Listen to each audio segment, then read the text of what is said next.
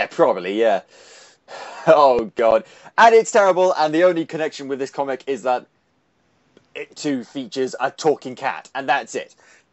But this... I assume my talking cat is a bit more surly than the talking cat in that film. You say that. Talking cat in this movie is actually kind of surly. He's kind of... Oh. Well, I mean, it's weird. The dialogue is written like he's supposed to be a happy, friendly, fluffy cat.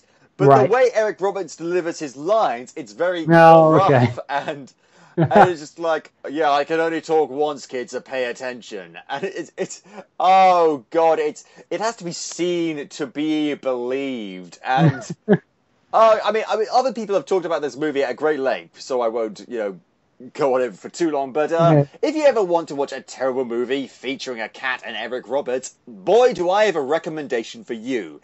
Well, I've got it noted. I've got the page up. I mean, so maybe after this conversation, I'll torture myself for an hour and a half. It truly is the Birdemic of cat movies. Oh God! Thankfully, though, Tales of Mystery is much better. It feels it really is a noir sort of adventure sort of thing. And the cat aspect almost seems to be rather incidental to it all. It focuses where the focus should be, actually, on the mystery surrounding this amulet and this secret society of bird people who are not literally like bird-human hybrids, capers. They literally just take their names after birds. It's cool. It's just fancy posh people choosing fancy names. Yes, I can't imagine that would ever happen in real life. David Cameron's former boys club. Penis and pig. Anyway. God, I keep bringing it back to the Tories. I'm sorry. And it's cool because there's lots of action, there's lots of mystery, suspense, family drama, and I like to throw a bit of everything in. Including a little story at the end. It's a little fantasy story about what appears to be an orc troll person and this little hobbit person making breakfast. It's a half orc and a gnome. Oh, okay. I'm so sorry. I didn't mean to offend all the gnomes out there. It's so interestingly that 2-page story, World Weary, is the gnome is Cat's the artist Cat, not the character Cat in the book. The artist's D&D character from a campaign that I ran for her and a bunch of our friends. I'm so glad you brought that up, because now, in a previous episode, Capers, I talked about the initial adventures of my D&D character, the warrior monk Shin. Sadly, Capers, I must continue the story, if you don't mind, Asa. No, go. I'm interested. I'm in. I want to know. So after his initial adventures of trying to punch the captain of the town guard, getting put in the stocks and losing a ring of unimaginable power, I was put into a different campaign in my little D&D group. It's a big place with lots of simultaneous D&D campaigns running. And I got put into it with a much safer, much less difficult campaign with lots of other level 1 characters. And we got put into the Underdark. And oh, God. Yeah. Well, it actually went pretty well to begin with. We had to escape this drow fortress, and we went pretty well. I managed to kill a guy with my quarterstaff, just thwacked his head in and watched him bashed his brains out. I made friends with a tiny little mushroom creature. Oh God, what are they called? Myconids. Yeah, Myconids. And this was a little mushroom called, I actually can't remember what his name was. Shroom? No. I can't remember. Well, the point is, we became friends, and we also met a mind flayer that was trying to start an Underdark beautification society. Interesting. Never seen a mind flayer used like that before, but I was very suspicious, especially because I knew deep speech, because I'd learned it on top of the mountain where my character was raised. And, and things were going pretty well for us until we discovered this little tomb crypt thing. And one character, not me, just saw an ancient sarcophagus and decided, I know what I'm going to do. Don't open it. Oh, no. Here's what he literally told the DM. He said, I touch it. Oh, God. And according to the DM, the exact parameters for the bad shit happening that happened later on was characters, touch the sarcophagus. So this conjured up some ancient skeleton spectre ghost things that I immediately tried to start kicking. But the problem with kicking ghosts is it doesn't really work because you go right through them. Yeah. And at most you can do like a little damage to them, but it's all I had and it's all I knew. And at this point, we start getting picked off, one by one. Oh. And Sandy Capers, I must report the tragic passing of Shin the monk. No way! His heart got plucked out of his chest by a creepy... Oh, and God! And the entire party died. And at this point, the DM said, okay, guys, you're all dead. Maybe next time I want to remind you that if you like, you can run the fuck away! And sadly, that never really occurred to Shin, because he never backs down through a fight. And so he died, unfortunately. Three sessions in, and my character died. Whoopsie, I'm a noob. But there is good news, because last week I started another campaign featuring an all-new character, a noble human fighter named Lord Osric Brightcrown. Oh, I like it.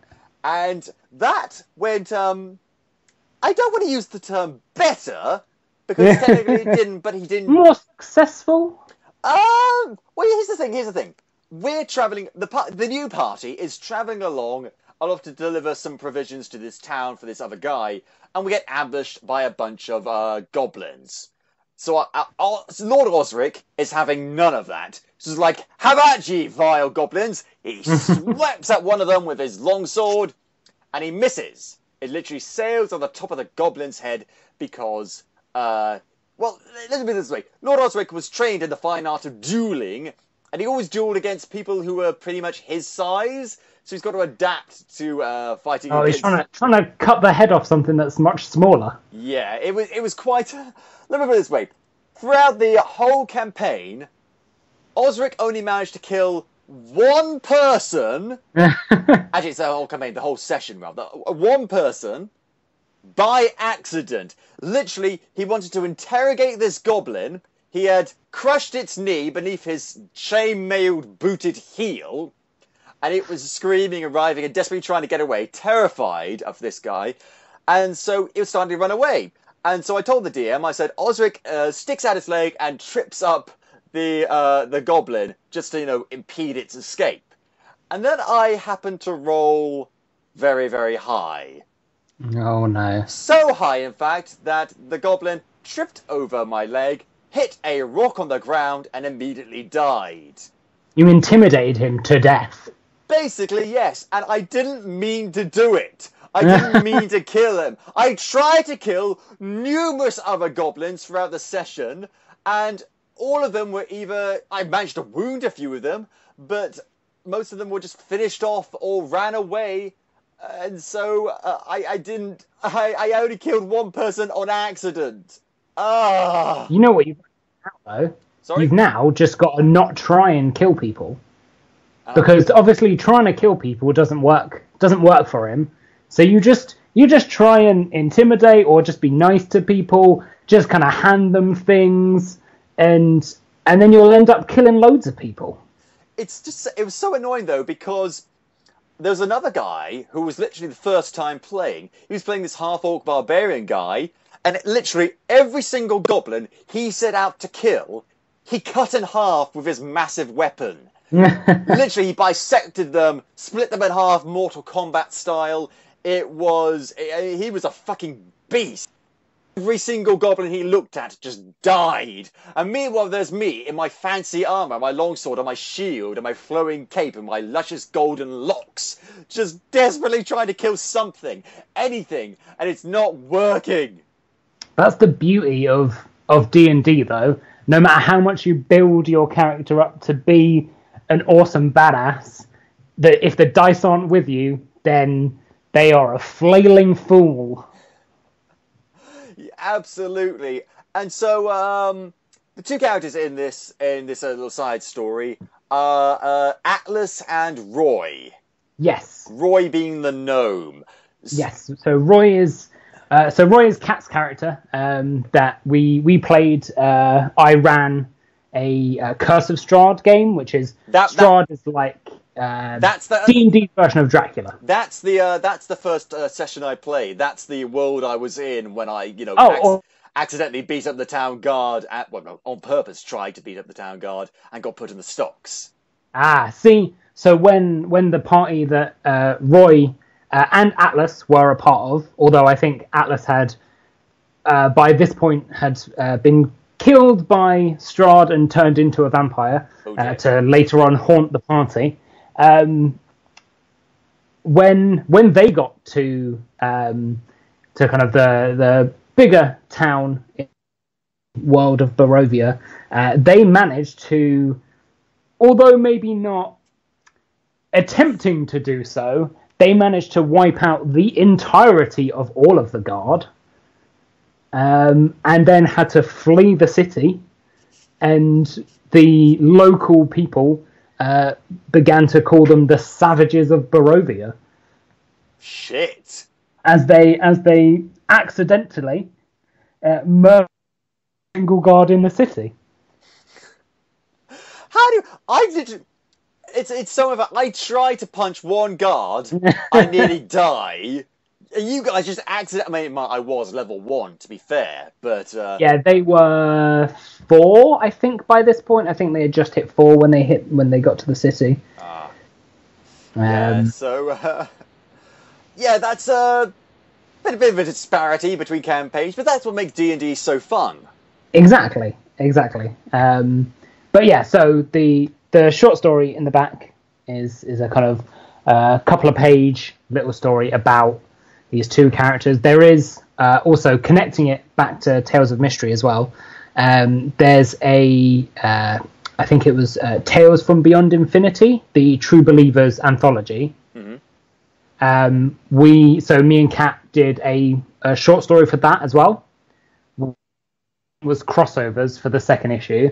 So in that story there is a crossover between the Tales of Mystery crew and Atlas and Roy.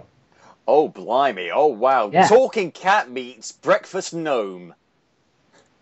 Yeah. So because the story with Atlas and Roy is in the preview sent me for Tales of Mystery was Atlas is fighting people in the background and Roy is desperately trying to make breakfast, and it leads me to what I think is probably the best line in any comic I have ever read ever: breakfast rage. Yeah, I loved doing breakfast rage, and if you manage to check out the other story, there is a different kind of rage, and I would like, and I think Kat would like as well, that for each of the shorts that we do with these characters, that Roy has a varying kind of rage depending on her situation. 11's rage! Tea time rage! Yeah. Midnight snack rage! All of the rages that you can put into a comic book. Second breakfast rage! How dare you? That's ours! Shut up, Frodo! Oh god. So I think we've deviated for long enough. We're talking about Tales of Mystery. I think now we ought to talk about sprouting. So yeah, let's do it. Sprouting is an anthology series. We'll talk about the individual stories and what's going on in a bit. Before that, I want to know how this came about. So, Sprouting and Other Tales of the Curious, as it is now called, was originally a much longer anthology that I wanted to put together. It was originally called Flights of Fantasy. Oh. Instead of Flights of Fancy. Yeah. Oh my god! You blew my mind with that pun! I had no idea what you could possibly be referring to when you said Flight of Fantasy, but then you explained it to me, and now I get it! Oh my god! My mind equals blown! You know, I just like to help. Thank you. So originally it was a much longer story. I think that much longer anthology. There were like 8 stories in it or something, and they were all a bit disparaging. They were all kind of very different kinds of things. While I liked the title, they weren't all fantasy stories. There was a Tales of Mystery story in there, and it didn't quite fit, and so it kind of it got narrowed down. But the original conception came from going to conventions when we first launched. So we launched it at True Believers, and going around seeing kind of all the different one-shots and series that other people had.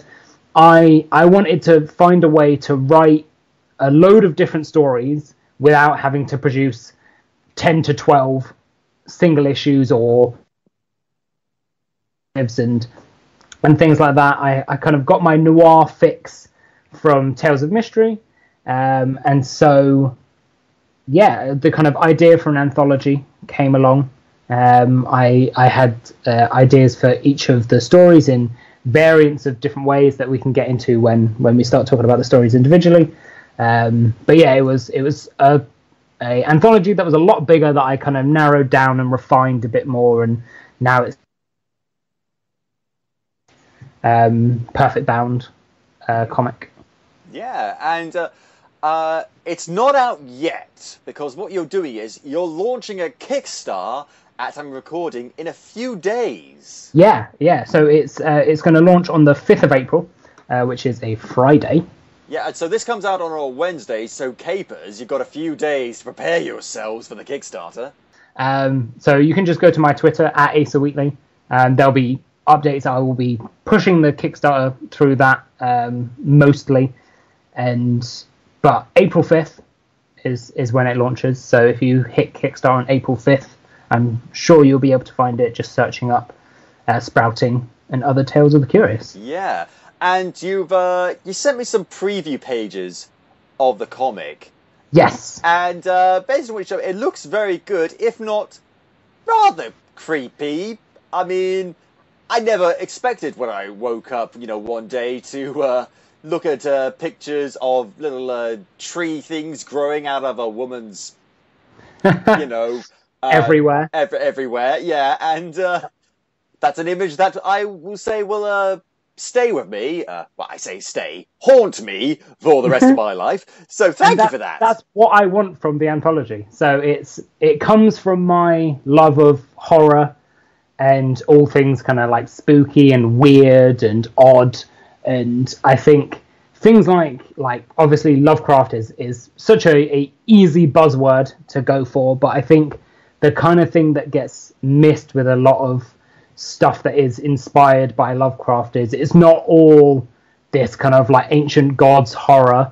Some of it is this kind of much smaller but still kind of creepy or weird or strange. He did lots of other stories outside of the Cthulhu mythos. Yeah, exactly. He sort of aliens and other sorts of creepy stuff, because it was never about the monster. It was all about this atmosphere of chilling terror, and also this idea of body horror. I mean, what was it? Shadow of Innsmouth, I believe it was called. Yeah. It's all about this man finding this society of fish people, and then discovering, he's also a fish person and is going to turn into a fish person one day. Yeah, it's all atmosphere. Yeah. Atmosphere, I think, is a big thing that sometimes gets missed when his stuff inspires other people. And that's kind of what I wanted to go for. So while the 4 stories that within the anthology are not connected, they all have these kind of atmospheres of something bigger going on, or this kind of like creepy, quite insular thing. Because it's this idea that was prevalent through the Cthulhu mythos, was this idea of old gods, dead gods, dreamy gods, whose minds are so alien and unknowable that they merely warp reality just by existing. And it's something that we mere tiny, feeble, mortal humans can't even conceive of. We can try, but we'll fail, and the mere act of trying will drive us insane. Yeah. And it's a very bizarre, very I think the most scary thing for us as human beings is the idea that of things being outside of our control. I mean, so the thing with the slasher horror villains or the classic Universal monster things is that those are things you can fight against. You can defeat Freddy Krueger. You can defeat Jason Voorhees and stop Frankenstein and stake Dracula and all that sort of stuff. With Lovecraft How stuff... do you kill a god? How do you kill a god? Yeah, Lovecraft stuff often is... I mean, sometimes they try, but more often than not, they fail. Yeah. And it's... Maybe they defeat, like, the human acolytes of Cthulhu or whatever. But most... There ain't no stopping the Squid Man himself. Nope. I find it especially creepy because, I mean, yes, there's aspects of horror, but for me, it's also because I hate fish. I find fish and I find the creatures of the sea outside of like dolphins and shit like that and Nemo very, very creepy. I find them there is some weird stuff in the sea. There's some horrible stuff in the sea. Even like peaceful things like whales I find very disturbing just because they're so big and they're so alien, and it's like it's another alien world that I want no part of. Ugh. I don't even like to eat fish that much. I mean, I'll have fish and chips once in a while, but like if I never order fish at a restaurant just because like, no. If it turns up on a plate and it's looking at you, oh no, that's terrifying in and of itself. Oh god, and there's a fishmonger I have to walk past that oh god. It's ooey, and I realise I may be alone in this, but it's just one of those things. And so add that with like the creepy existential horror, and it's got a proper nightmare fest for me. And oh god. But I mean I got the aspect of that Lovecraft thing that you say, but I didn't really get the whole from what I read of the previous stuff you sent me, I didn't get a lot of the you should be feeling this sense of sheer terror, more this sense of like it's vaguely horrifying, if that makes sense, but it's also kind of I don't want to use the word optimistic, but it's bittersweet maybe. Some of it is, yeah, definitely. Some of it isn't as much. It is definitely something that I have found is more influenced than horror rather than being straight horror itself. Not all of the stories are horrific. Some have nice endings, some don't. Because sometimes you need a nice ending. Yeah, exactly. It kind of it's almost like the I don't know how much of Black Mirror you've watched. I have watched precisely 0 of Black Mirror. Okay. Because I mean I'm not a big horror guy, and I was told that there was a horror anthology, and I don't think that kind of I guess it's more sci-fi like esque. But so the big thing with a lot of Black Mirror is that the episodes are very how do I say this? They are they challenge they end quite badly for a lot of people involved. It's never the nicest ending. They're never the happiest thing. While they are compelling to watch, they aren't total enjoyment all the time. But I think it was kind of season 3, and there is one episode in them, and I think it's season 3. It's the San Junipero episode. Oh, is that the one with the? It's just super nice. Was that the one with? Is it Gugu Mbatha Raw? I can't remember. To the internet. Let's check. Yep. San Junipero. That was it. It's 2 women, and who's in it? Oh yeah, it's Mackenzie Davis and Gugu Mbatha Raw. I was right, haha. So yeah, it's and that was this kind of for something that's normally so dark in Black Mirror. It was just this quite nice, uplifting. It's basically like an uplifting change of pace. for the series, which is normally so bleak. And my Sprouting anthology is kind of a mix of that. It's kind of got some darker stories in it, and it's got some lighter things, some that are a bit more hopeful, while they still might have horror elements in them.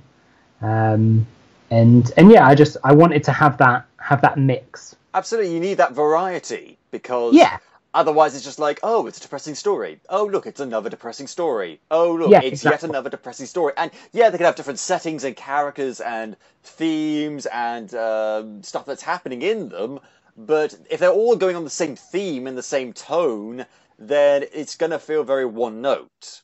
So if you're just constantly reading, oh, this is a scary story, oh yeah, this is terrifying, oh yeah, it kind of numbs you to it.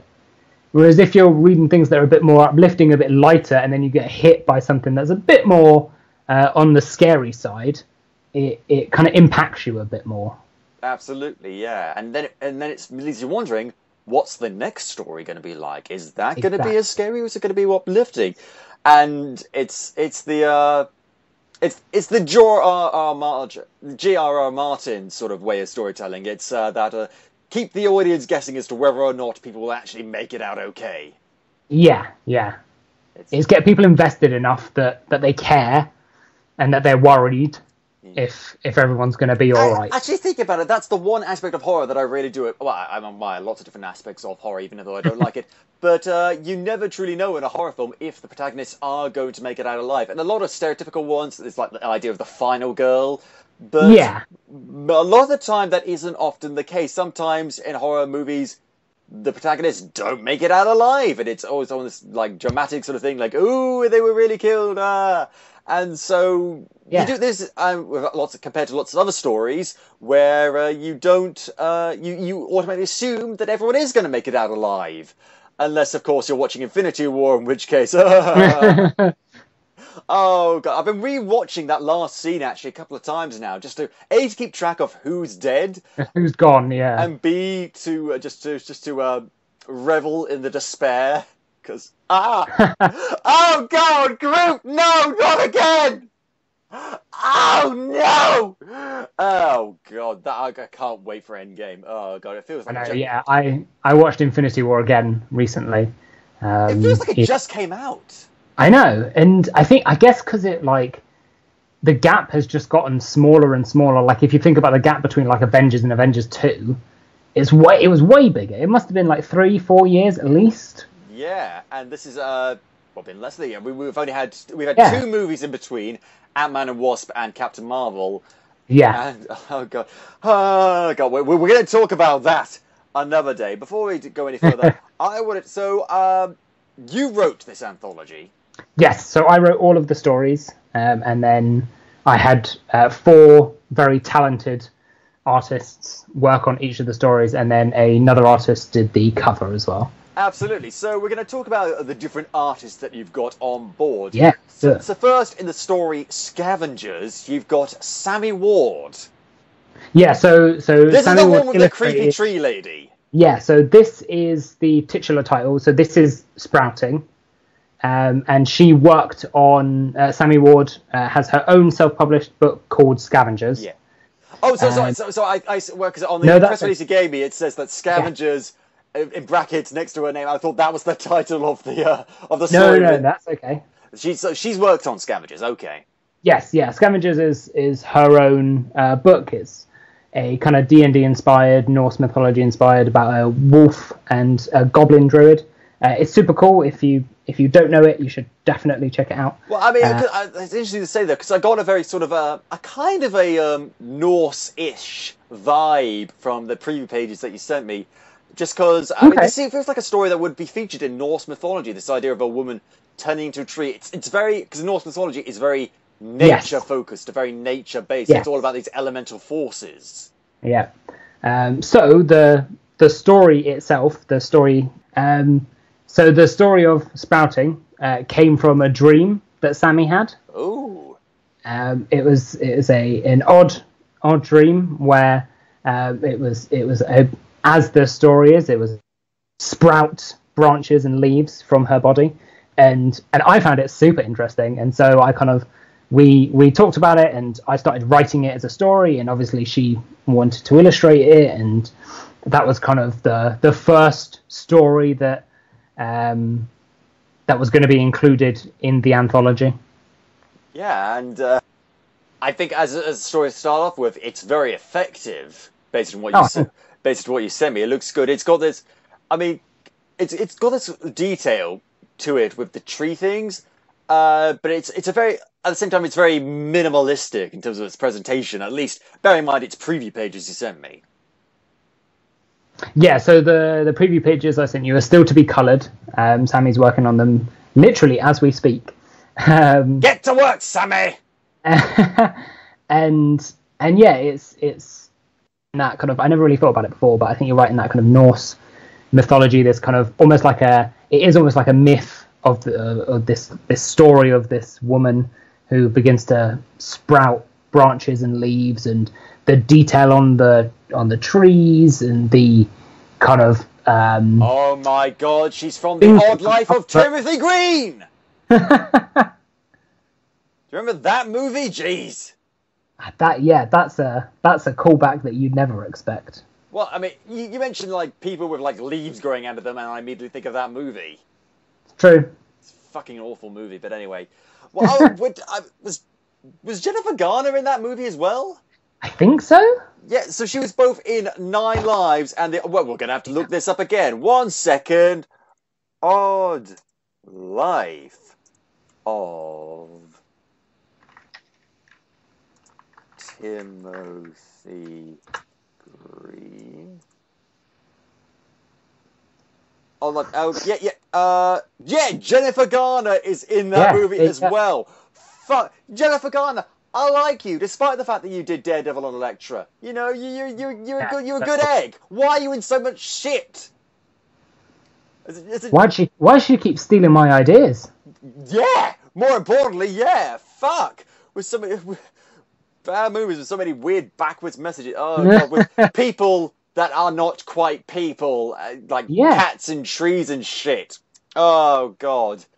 I also think from that movie it crosses over with 9 Lives. Thank fuck. I think even with all its poor decisions, Common would not have ended up in 9 Lives. Suicide Squad, yes, but anyway, yeah.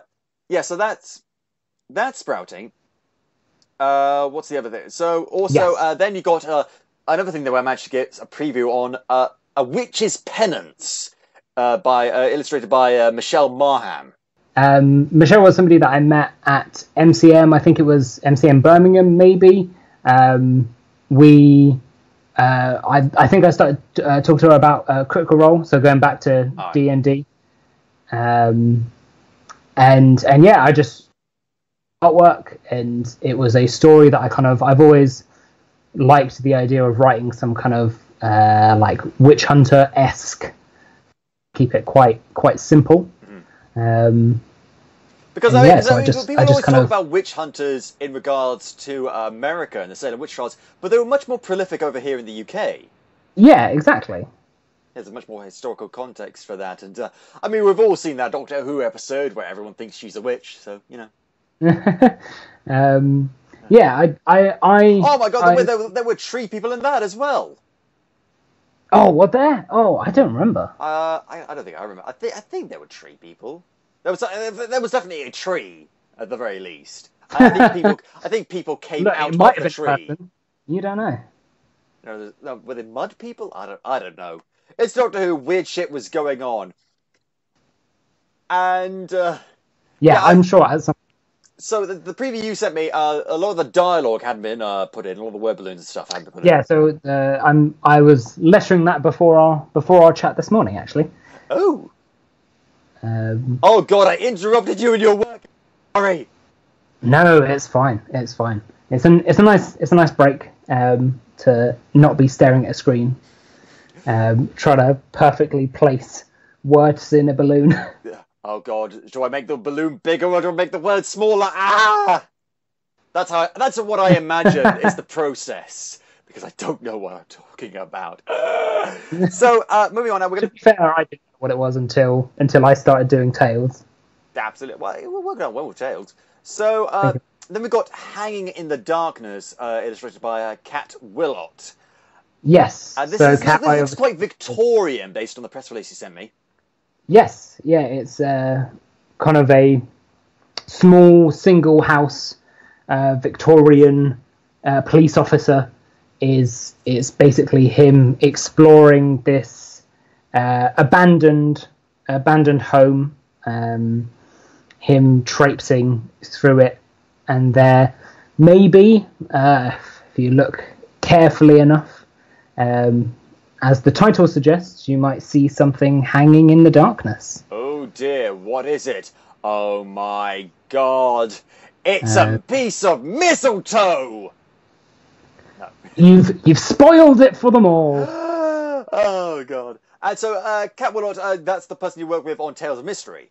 Yes, yeah. So I worked with Kat on Tales of Mystery as well, and she's done kind of some of her own stuff as well. She's got a book called Dynamite, which is all kind of like cute dinosaur drawings. Yeah, based on the picture of the cat in Tales of Mystery, I got the impression this artist was used to doing more cutesy sort of stuff, because the cat is very, very cute. Yeah, which is for both Tales of Mystery and for Hanging in the Darkness, is why I really wanted Kat to work on it, because I like that contrast of art that you would normally associate with being cute and then kind of twisting it on its head, so making it a cute cat but with the surly attitude of a like 1940s private detective, or a kind of like weird Victorian horror in a spooky house. I like that contrast of here's what you think you're looking at, but really it's something much more horrifying. Because the Victorians were all about cutiness while surrounding themselves with dour gothicness. Yeah, exactly. Yeah. And then we got Finders Keepers, illustrated by Emma Graveling. And this looks like something that would severely fuck me up. Because it's about two... Well, that's good to hear. It's about two girls playing a seemingly harmless childhood game with an ancient coin and awakens something hidden for centuries. Oh, God. So this one actually is... so the first three are all short comics. Unlike the other three, this is a prose story rather than a comic, Finders Keepers. And yeah, I really liked Emma's kind of... and I really liked it. Kind of like the old school fairy tale illustrations that you would get along the side of the stories and stuff like that. So the illustrations that you've had a look at are all the things that are going to accompany the prose text, kind of at the base of the story, and the text will wrap around it. And yeah, this is probably I think they get increasingly spookier and more terrifying. This is definitely the way more kind of definite horror story. I got a real Neil Gaiman vibe from this. Oh, that is a good comparison, I think, especially with Gone. Yeah. Especially with the illustrated editions that you can get of Neil Gaiman stuff, with the kind of the Coraline stuff and the this is one story I think I read by him about this kid who sees a troll under a bridge and says he's going to eat his life, but he makes like a deal with it or something and runs away and finds it at various stages throughout his life. It's that sort of weird eldritch old creepiness. Yes, and that's exactly the kind of thing that I was going for with the story, and Emma's art delivered it tenfold. I mean, her last name is Graveling, so it's got to be creepy. Graveling, that sounds like a tiny little zombie. Yeah, it is definitely, as Kat's name is perfect to work on Tales of Mystery. I think Emma's is suitably fitting to work on Finders Keepers. Mm-hmm. And then the cover is illustrated by Emily Pearson. Yes, yeah, who she's worked on books like The Wilds, which is really good, and Snap Flash Hustle as well. I think she's done quite a lot of cover work for other bits and pieces. But yeah, her artwork is really cool, and I think it really sets the mood for the stories that are that are within. Yeah, I don't think I've been able to get a preview of the cover. Have I been? Did you send a preview of the cover?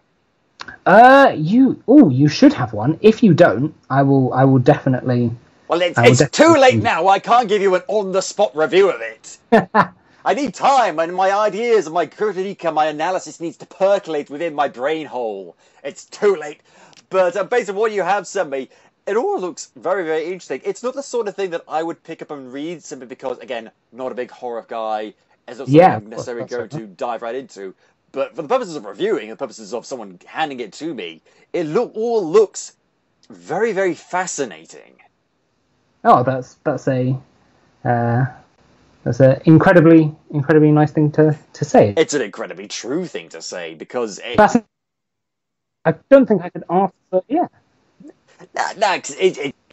I said it looks very fun, and it's one of those things that I think, based on the preview pages you sent me and stuff like that, it does what any good comic should, and it sort of draws you in. Like, I found the sprouting preview pages of the lady slowly becoming tree-like, very, very disturbing, but as I said, also kind of beautiful, as I said, and also it draws me. It made me want to keep on reading. Just, I don't know, something about it drew me in. It was, I think, if something that you don't necessarily like, or something you don't necessarily are used to, and something that's not a big favourite thing of yours, draws you in, there's something really special there.